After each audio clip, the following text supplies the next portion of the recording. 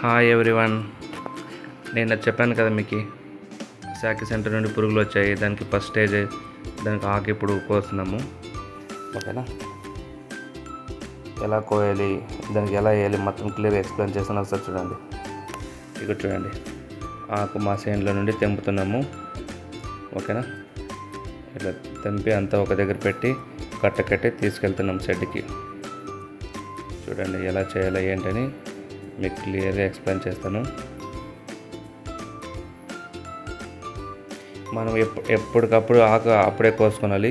ఒకరోజు ముందుగా కోసి పెట్టుకుంటే ఆకు అన్నీ వాడిపోతుంది. ఓకేనా, క్లైమేట్ చూసుకొని మనం అప్పటికప్పుడు కోసుకొని పురుగులకి ఫ్రెష్గా వేస్తే నీట్గా ఉంటుంది. ఇక్కడ చూడండి,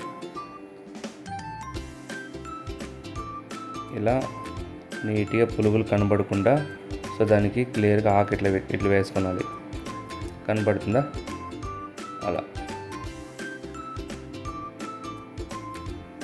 అట్లా ఆ పురుగులు అంతా కనబడకుండా ఒకటి పక్కన ఒకటి నీట్గా అట్లా ఒక రెంబ అట్లా నీట్గా పేర్చుకొని అట్లా పురుగులు కనబడకుండా నీట్గా చేసుకోవాలి. కనబడుతుంది కదా?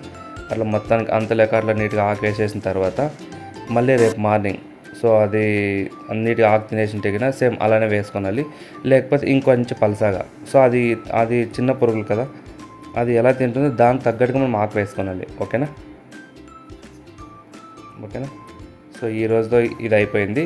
నెక్స్ట్ రేపు ఇంకొక వీడియోతో మళ్ళీ కలుస్తాం. ఓకేనా, బాయ్.